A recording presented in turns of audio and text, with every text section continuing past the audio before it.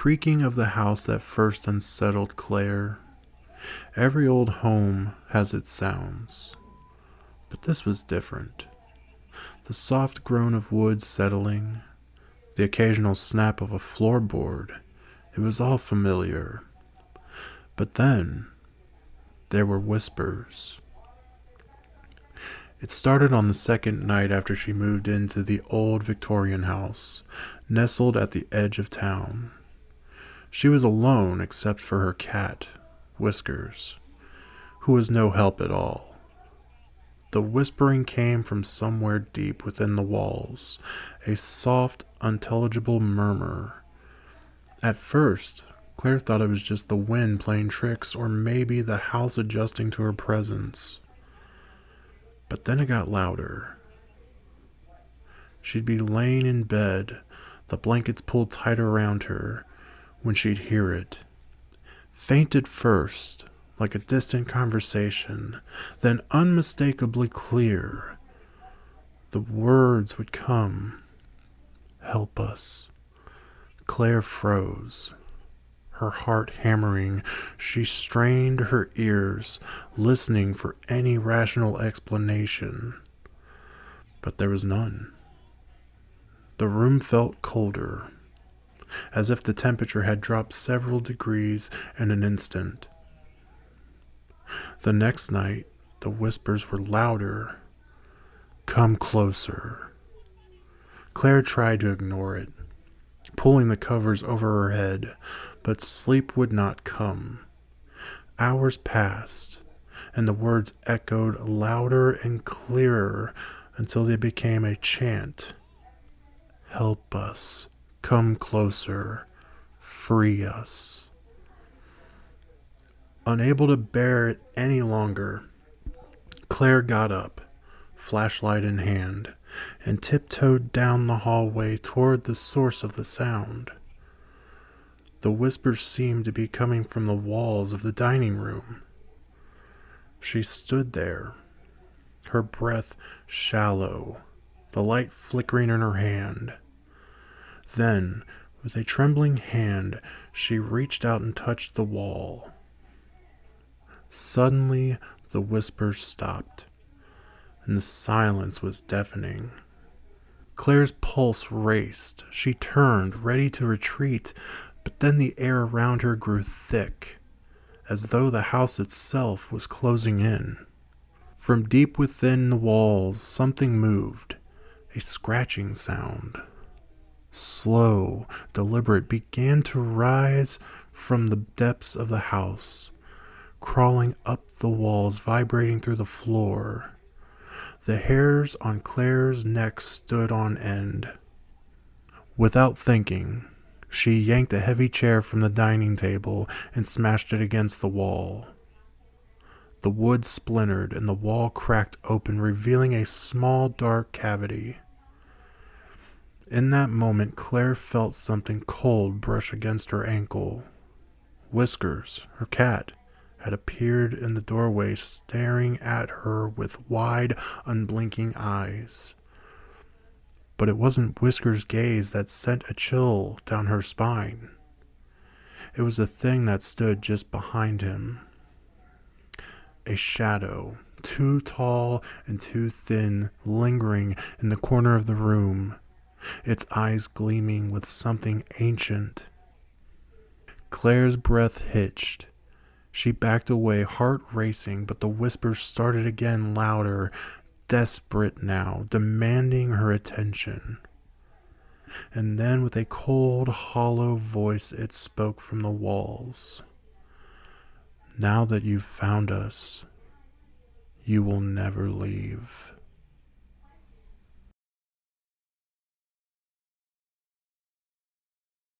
Sarah had always been fond of antique shops, especially the ones tucked away in forgotten corners of town. On one such rainy afternoon, she wandered into a small, dimly lit store that she had never noticed before. The air smelled of dust, old wood, and something faintly metallic. It was the mirror that caught her eye, set against the back wall, framed in intricate, tarnished silver. It stood out among the clutter of the furniture and knickknacks. The glass was slightly fogged at the edges, as if time had started to overtake its pristine surface. The shopkeeper, an elderly man with pale, tired eyes, noticed Sarah's gaze. "Ah, that one," he said, his voice raspy. "It's been here for a long time. Some say it's cursed, but who believes in such things, eh?" Sarah smiled politely. Her interest piqued. "What's the story?" The shopkeeper hesitated for a moment before answering, his gaze flickering nervously to the mirror. "It's been passed down through many hands over the years. Strange things happen to those who own it. Some people say they see things that aren't really there, reflections that don't match the reality." His words lingered in the air like a cold draft. But Sarah wasn't deterred. She had always been fascinated by old objects, especially ones with stories. The idea of a cursed mirror sounded like something out of a gothic novel.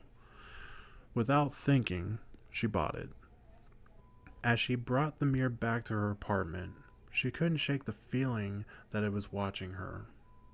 Every time she passed it, she catched a glimpse of her reflection, just a fraction of a second before her own eyes would lock onto it. It felt wrong, like something was out of place. The first night, as Sarah laid in bed, she heard it, a faint tapping sound coming from the direction of the mirror. She sat up, wide-eyed, listening. It was soft at first, rhythmic, almost like someone gently tapping their fingers against glass. Her heart pounded in her chest as she hesitated, then slowly crept out of bed and tiptoed toward the mirror. She held her breath, the room bathed in a dim light from the hallway.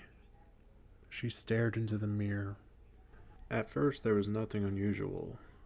Her own reflection stood there, her face pale in the low light. But as she watched, she saw it, the faintest shadow moving behind her.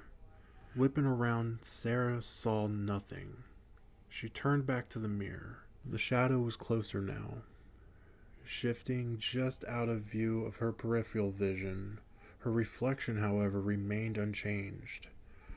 Her heart thudded loudly in her ears. Her reflection was staring back at her, but the eyes... something was wrong with the eyes. They were wide, unblinking, and almost too knowing. The tapping grew louder, now accompanied by a soft whisper. Sarah could barely make out the words, but they chilled her to the bone. "You should have never looked. Now you're ours." In a panic, she tried to step away from the mirror, but her reflection remained. It didn't move, didn't blink, just stared at her with this unsettling, unblinking gaze. And then, without warning, her reflection smiled. A slow, twisted grin spread across its face, one that didn't match the terrified expression Sarah wore. Before she could react, the tapping grew frantic, and the reflection reached out, its hand slamming against the glass with an unnatural force. The sound echoed through the apartment like a scream trapped inside. Sarah stumbled backwards, heart racing, but the reflection's hand was now pressed against the glass, trying to reach her. She could see its fingers moving, press against the surface, but the mirror was solid. The thing inside was desperate. As Sarah turned to flee, she heard the voice again, closer now. "We're inside, and we won't let you go." The mirror was no longer just a reflection. It was a prison.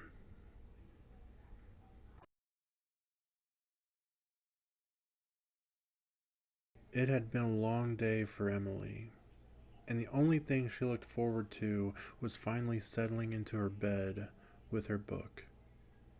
The clock on her nightstand blinked 11:47 p.m. as she turned off the lights.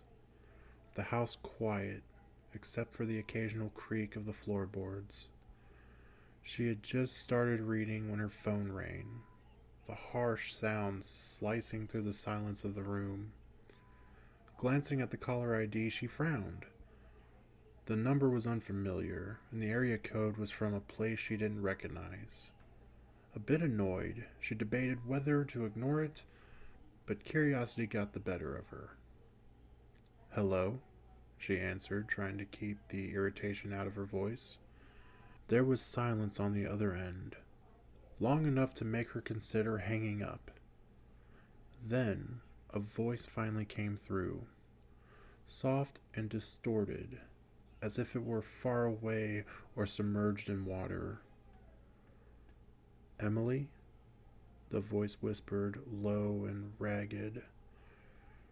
Her blood ran cold. There was no mistaking that voice. It was her grandmother's. Emily hadn't heard her grandmother's voice in years, not since she passed away from cancer when Emily was just a teenager. "Grandma?" she asked, her voice trembling. The voice responded, strained and distant. "Emily, you need to listen. They're coming for you." Emily's heart began to pound in her chest. Her grandmother had always been a little eccentric, often talking about strange things, but this was different. This was terrifying. "Who? Who's coming?" Emily asked, her throat dry. There was a long pause before the chat came back, almost too quiet to hear. "The shadows. They found you." The phone line crackled and the voice cut out. Emily stared at the phone, unsure if she should hang up or call someone. Her mind raced as the memory of her grandmother's stories came flooding back, tales about dark spirits that could latch onto you, growing closer with each passing day until they could finally pull you into the dark void between worlds. Just as Emily was about to call her mother, the phone rang again. She didn't recognize the number this time either, but her grandmother's voice was unmistakable. "Emily, don't hang up. They're in the house. They're waiting. In the walls." Her stomach churned, and the hairs on her neck stood on end. Emily stood up, her breath shallow. There was no way this could be real. Could someone be messing with her? But who would know her grandmother's voice so perfectly? The walls of the house creaked again, as if answering the call. Emily glanced around the room, but everything seemed normal. Her reflection in the window across from her seemed off, distorted in a way she couldn't explain. She stepped toward it, heart pounding. The phone crackled one more time, and her grandmother's voice echoed, distorted and panicked. "Emily, listen to me. It's too late."